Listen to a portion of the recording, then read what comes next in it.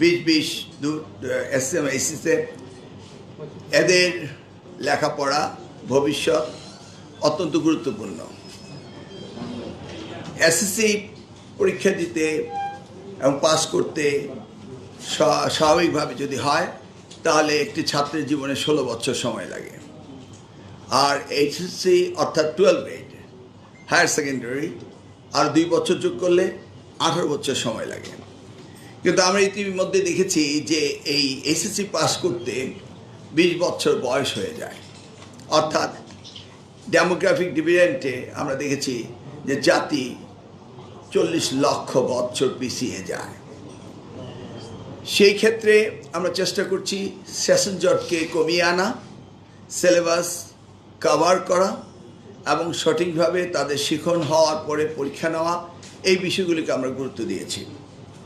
Synchronise করতে চেয়েছি কিভাবে এই গ্যাপটা, যেটা এসএসসি পরীক্ষার জন্য বসে থাকে ছাত্রছাত্রীরা প্রায় 1 বছর নষ্ট হয়ে যায়, এবং এইচএসসি পরীক্ষার জন্য ছাত্রছাত্রীরা বসে থেকে প্রায় 1 বছর নষ্ট হয়ে যায়। এই গ্যাপটাকে ক্রমান্বয়ে আমরা ক্লোজ করতে চাচ্ছি এবং ধরে নিচ্ছি যে December is the end of the year এবং এটা হলো এক্সামিনেশন মান্থ। সেই দিকে আমরা এগোচ্ছিলাম। অর্থাৎ আপনি ক্লাস 9, 10 2 বছর, ডিসেম্বরে সিলেবাস কারিকুলাম শেষ হবে, সিলেবাসে হওয়ার পর শেষ হওয়ার পরে এসএসসি পরীক্ষা দিবে। ঠিক সেভাবে রেজাল্ট 2 মাসের মধ্যে বেরিয়ে যাবে, আবার এইচএসসিতে ভর্তি হবে এবং তারা সময় মতো বেরিয়ে যাবে এবং পরীক্ষা দেওয়ার পর রেজাল্ট বেরোয়ার সাথে সাথেই যেন আবার তারা অ্যাডমিশন নিতে পারে। সেই জিনিসগুলোকে আমরা সিনক্রোনাইজ করার জন্য আমরা টার্গেট করে নিয়েছি যে ডিসেম্বর হচ্ছে আমাদের আইডিয়াল মান্থ এবং ক্লোজিং সেশন প্রত্যেকটা এসএসসি এবং এইচএসসি। সেটাকে সামনে রেখে আমরা কাজ শুরু করেছি। এবার আমরা জুলাই 2 থেকে এইচএসসি পরীক্ষার ব্যবস্থা করেছি। আগামী এসএসসি পরীক্ষা স্টেক হোল্ডারদের সাথে ব্যাপক আলোচনার সাপেক্ষে আমরা সিদ্ধান্ত নিয়েছি যে আমরা শুরু করব এসএসসি জানুয়ারি 7 তারিখ 2027 এবং তাদের পরীক্ষা শেষ হবে 6 ফেব্রুয়ারি 2027। আমরা রুটিনও রেডি করেছি, একই সাথে আমরা রুটিনও দিয়ে দিচ্ছি যেন তারা সঠিকভাবে প্ল্যান করে লেখাপড়া করতে পারে। 7 জানুয়ারি শুরু হবে পরীক্ষা 2027, শেষ হবে 6 ফেব্রুয়ারি, কারণ রোজা বোধহয় 8, 9, 10-এর মধ্যে হতে পারে, সেই জন্য আমরা আগেই শেষ করছি। আর এইচএসসি আমরা সকলের সাথে আলোচনা করেছি, এখানে কিছুটা সময় আমরা গুছিয়ে এনেছি যেন তারা পরীক্ষা পাস করার পরে ফল সেমিস্টার ধরতে পারে সেই টার্গেট নিয়ে, এবং সিলেবাসে যেন কভার করতে পারে। যদিও এর আগে অ্যাডমিশন কিছুটা বিলম্বিত হয়েছে, সেটাকে আমরা গুছিয়ে আনতেছি। আমরা শুরু করব 6 জুন এবং শেষ করব 13 জুলাই। আমাদের রুটিনও আমরা করে ফেলেছি, অর্থাৎ 6 জুন পরীক্ষা শুরু হবে 2027, শেষ হবে 13 জুলাই 2027। এটা হচ্ছে আমাদের মন্ত্রণালয় থেকে আমরা বোর্ড এবং স্টেক হোল্ডারদের সাথে আলোচনা করে এই সিদ্ধান্ত নিয়েছি আগামী 2027 সালের এসএসসি এবং এইচএসসি পরীক্ষার সময়সূচি এবং রুটিন। প্রধানমন্ত্রী, আপনারা তো তাহলে ডিসেম্বরে নিয়ে আসতে পারলেন না, রেজাল্ট কবে দিবেন সেটার ব্যাপারে তো স্পষ্ট। রেজাল্ট আমি 2001-এ, তখন আপনি সাংবাদিকতা করতেন না, তখনই আমি এটা টাইম বেঁধে দিয়েছিলাম 2 মাস, এর বেশি একদিনও কেউ রেজাল্ট ধরে রাখতে পারবে না। সেটাই প্র্যাকটিস হচ্ছে। তবে এখন যেহেতু আরও অ্যাডভান্স হয়েছে, এটাকে আরও স্কুইজ করা হবে, বাড়ানো হবে না। মাননীয় মন্ত্রী, একটা বিষয় হলো এই যে টাইম টেবিলটা ঠিক করবে, আমাদের অনেক শিক্ষার্থী তো বিদেশে পড়তে যায়, ঠিক না? সেই বিদেশের কারিকুলামের সাথে কি টাইমিংয়ের সাথে এটা কি সামঞ্জস্য আছে? বিদেশের সেমিস্টারের সাথে আমরা সামঞ্জস্য রেখেই বিদেশে লেখাপড়া করতে যায় ফল সেমিস্টারে। ফলটাকে সামনে রেখেই আমরা জুন মাসে পরীক্ষা নিচ্ছি, জুলাইতে শেষ হবে এবং তারা ফল সেমিস্টার ধরতে পারবে। আর কোন প্রশ্ন? এসএসসি পরীক্ষা আপনি যেটা নিচ্ছেন বা সামনের বছর যেটা নিচ্ছেন সেটার 6 মাসে মাত্র 6.5 মাসের মতো ব্যবধান থাকছে। কিভাবে? এটা শেষ হবে 14 জুন, ব্যবহারিক সবকিছু মিলিয়ে যেটা চলছে এখন। এটা জুলাই মাসের 2 তারিখে শুরু হবে। এসএসসি বলছি আমি। হ্যাঁ, এসএসসি, হ্যাঁ। ডিউরেশন থাকছে 6 মাস 6.5 মাসের মতো পরের পরীক্ষাটা, মানে এত অল্প সময়ে কভার করা সম্ভব হয় কিনা? মানে কোনটা এই কভার? পরীক্ষায় যেটা এসএসসি হচ্ছে এখন, এটা শেষ হয়ে পরেরটা শুরু হতে ডিউরেশন মাঝখানে না, এটা তো 2 ব্যাচ। এটা হলো এসএসসি 26, ওটা হলো এসএসসি 27, দুটো তো 2 ব্যাচ।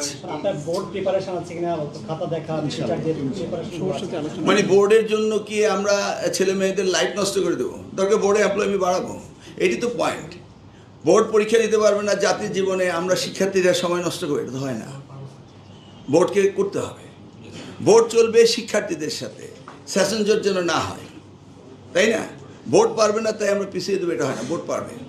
মাননীয় মন্ত্রী, এই যে টাইম ডিউরেশনটা আপনারা ফিক্স করলেন, এটা কি ক্রমান্বয়ে কি আরো কমিয়ে নিয়ে আসার চেষ্টা থাকবে? আমি বলেছি আমার বক্তব্যে হোয়াট ইজ আওয়ার টার্গেট।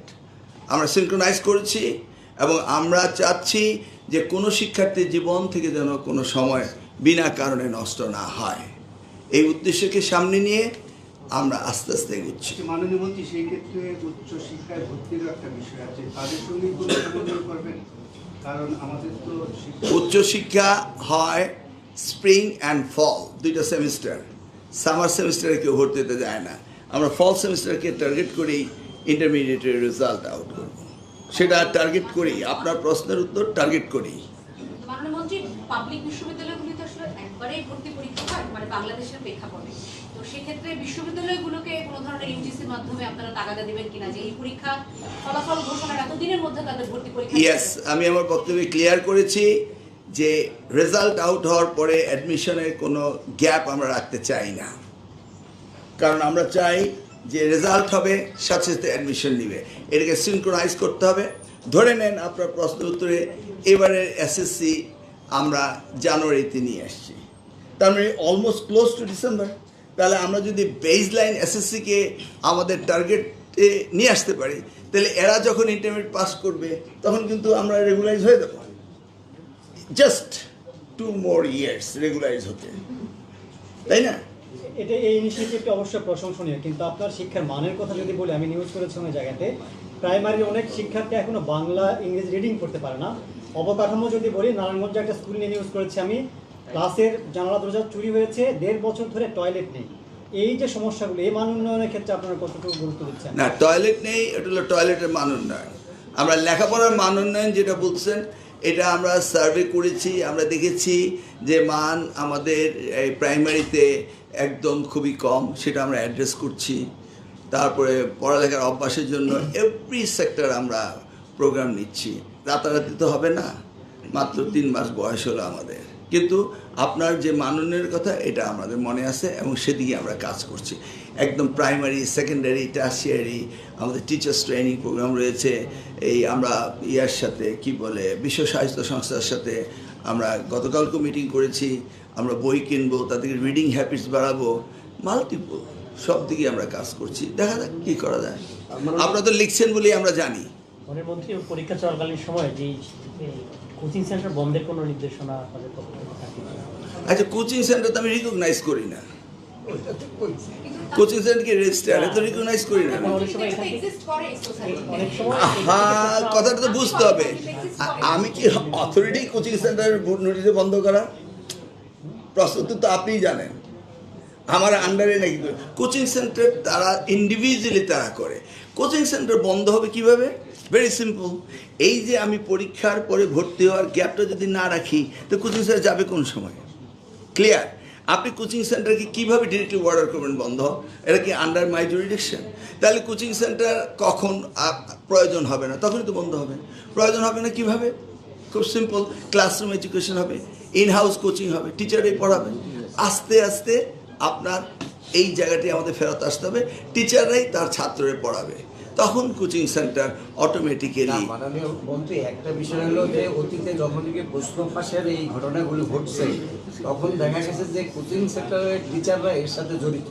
এই জন্যই বলা হচ্ছে যে কোচিং সেন্টার বন্ধ থাকবে কিনা, ওদের অভিযোগ জড়িত থাকার প্রমাণ পাওয়া গেছে। আমি তো এত স্মার্ট না, বুঝিই নেই যে আপনি কোচিং সেন্টারে প্রশ্নপত্র পাস করে। হ্যাঁ, না টিচার এরকম অনেক অভিযোগ আসছে, প্রমাণিত হয়েছে। না না, কোচিং সেন্টার নিয়ে আমরা তো নির্দেশ দিতে পারি না। মাননীয় মন্ত্রী, কলেজগুলোতে প্রদর্শকের একটা সংকট আছে। মাহসির অধীনে প্রদর্শক নিয়োগের ফলাফলটা প্রায় 23 মাস আগে মৌখিক পরীক্ষা শেষ হয়েছে, কিন্তু ফলটা প্রকাশ করা হয়নি। 7,000 প্রার্থী এই ফলাফলে আজকে পরীক্ষা নিয়ে প্রশ্ন করেন, আমার মন্ত্রণালয়ে 1,000 সমস্যা আছে, আপনার চেয়ে বেশি আমি জানি, চিন্তা করবেন না। ওকে, যেহেতু অ্যাড্রেস দ্য জি এসএসসি পরীক্ষা 7 জানুয়ারি যে শুরু করবেন, যে অন্য যে ক্লাসগুলি রয়েছে প্রথম শ্রেণী থেকে নবম শ্রেণী পর্যন্ত, সেগুলো কিন্তু 1 তারিখ থেকে নতুন কাজ শুরু হয়। তো এসএসসি পরীক্ষার সময় কিন্তু স্কুলগুলি বন্ধ হয়ে যায় 1 মাসের জন্য। তো সেই ক্ষেত্রে শিক্ষা জীবনের শুরুতে 5-7 দিন ক্লাস করে আবার বন্ধ হয়ে যাবে 1 মাসের জন্য। মানে এই জিনিসটা কি বিবেচনা করেছেন কিনা? বা Do I have any alternate to address it? I have two choice, either close it down or do not take the exam. তো কি করা হবে? এটা তো আমাদের রয়েছে সিস্টেমে, এটাকে অ্যাডজাস্ট করতে হবে। তবে নিউলি ইলেক্ট গভর্নমেন্ট আমরা প্রত্যেকটি উপজেলায় একটি মাল্টিপারপাস পরীক্ষা কেন্দ্র স্থাপনের প্রজেক্ট আমরা হাতে নিয়েছি। এটা হলো আমাদের ডিসিশন, কিন্তু এখন তো আর আপনি কিচ্ছু করতে পারছেন না। কিন্তু 1 তারিখে নতুন বই তুলে দেওয়ার বিষয়টা কি আপনাদের অগ্রাধিকার আছে কিনা? মানে কারণ অবভিয়াসলি এটা তো বিএনপি সরকার প্র্যাকটিস করে আসছে। 2002-এর জানুয়ারি মাসে 1 তারিখে আমরা বই দিয়ে আসছিলাম, 2006 পর্যন্ত দিয়ে আসছি। অতএব এটা তো আমাদের প্র্যাকটিসে আগেই করে ফেলছি, সেটা নিয়ে তার আমার নতুন প্র্যাকটিস করতে হবে না, এটা ডান। 1 তারিখে বই আসবে, এটা তো জানি সবাই। ইনশাআল্লাহ 7 তারিখে আমরা পরীক্ষা দিচ্ছি। এই 7 দিনের ভিতরে বইগুলি নিয়ে নিবে, ওরা নতুন বইয়ের নতুন গন্ধ, নতুন বই পড়তে থাকবে, এদিক দিয়ে আমরা গ্যাপে গ্যাপে নিয়ে নিব। এছাড়া আমাদের কোনো অল্টারনেট নাই। থাকলে আপনার প্রশ্নের উত্তর আমরা সুন্দরভাবে দিতে পারতাম।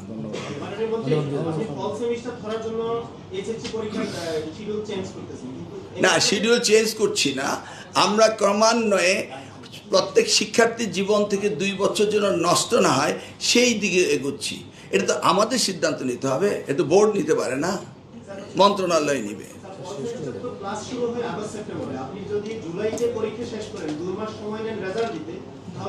আপনি যে হিসাব করছেন সেই হিসাব না, ওরা পরীক্ষা দেওয়ার পরে অ্যাপ্লাই করতে পারে, তারপরে ওরা অ্যাডমিশন হওয়ার পরে তারা ট্রান্সক্রিপ্ট পাঠাতে পারে, এবং তাদের এই ফল সেমিস্টারের আগেই ট্রান্সক্রিপ্ট পাবে। আর যারা বিদেশে যায় তারা একদম টাই করে ধরতে পারে না। আমি তো বিদেশে লেখাপড়া করেছি, সবাই করছে এটা। আপনি যে হ্যাঁ, সেই জায়গায় কোনো সেমিস্টারে ইন্টারমিডিয়েট দিয়েই তারা পরীক্ষা দিয়ে অ্যাপ্লাই করে, এবারও অ্যাপ্লাই করবে। আপনি আপনার বাসায় ইন্টারমিডিয়েট একজন কারো জিজ্ঞেস করে দেখেন, এরা পরীক্ষা দিয়ে অ্যাপ্লাই করতে থাকবে এবার তো আমরা জুলাই মাসের 2 তারিখ শুরু করছি।